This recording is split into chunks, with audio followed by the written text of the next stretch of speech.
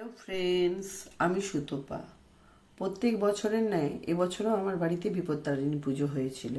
তার কিছু মুহূর্ত আপনাদের কাছে শেয়ার করেছি।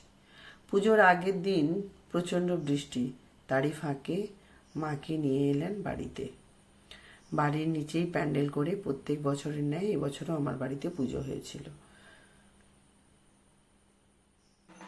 খুব সকাল সকাল আমার বাড়িতে পুজো শুরু হয়ে যায়, যাতে ছোট বড় সবাই অঞ্জলি দিতে পারে। এরপর অঞ্জলির জন্য প্রস্তুতি, বন্ধু বান্ধব আত্মীয় স্বজন সবাই অঞ্জলি দেওয়ার জন্য তৈরি হয়েছে। সবার একটাই প্রার্থনা, মা যেন সবার সব বিপদ মুক্ত করে সবাইকে সুস্থ রাখেন, ভালো রাখেন।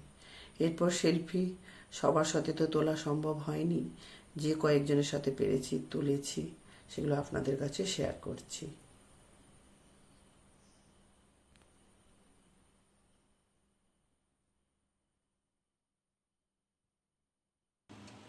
এরপর ভোগ আমরা নিজেরাই উপোস করে 13 রকম পদ মাকে দেওয়া হয়। এটাই এই পুজোর বিশেষত্ব। বাড়ির আশেপাশে বন্ধু বান্ধব যারা আসতে পারেনি তাদের জন্য প্রসাদ দেওয়ার জন্য তৈরি করছি। এরপর চণ্ডীপাঠ, আমরা সবাই মিলে একসাথে বসে চণ্ডীপাঠ শুনি। চণ্ডীপাঠ শুনতে ভীষণ ভালো লাগে। এরপর মেয়েদের খুনসুটি চলছে, সন্ধ্যাবেলা চলছে সন্ধ্যে আরতি।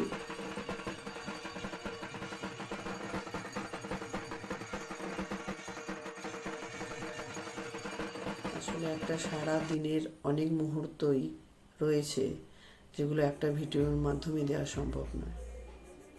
এরপর পরের দিন খুব সকালে মাকে বিদায়ের জন্য আমরা কনকাঞ্জলি দিয়ে নিচ্ছি বাড়ির 3 বউ।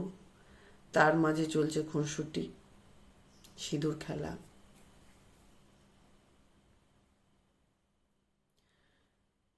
সব কিছু তো একটা ভিডিওর মাধ্যমে দেওয়া সম্ভব নয়, যতটুকু সম্ভব একটু একটু করে দেওয়ার চেষ্টা করছি।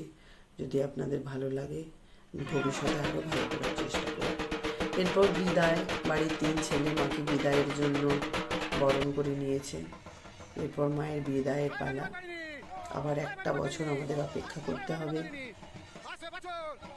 এই ততদিনে মা যেন সবাইকে সুস্থ রাখেন, ভালো রাখেন, এটাই মায়ের কাছে আমাদের কামনা। সবাই ভালো থাকুন।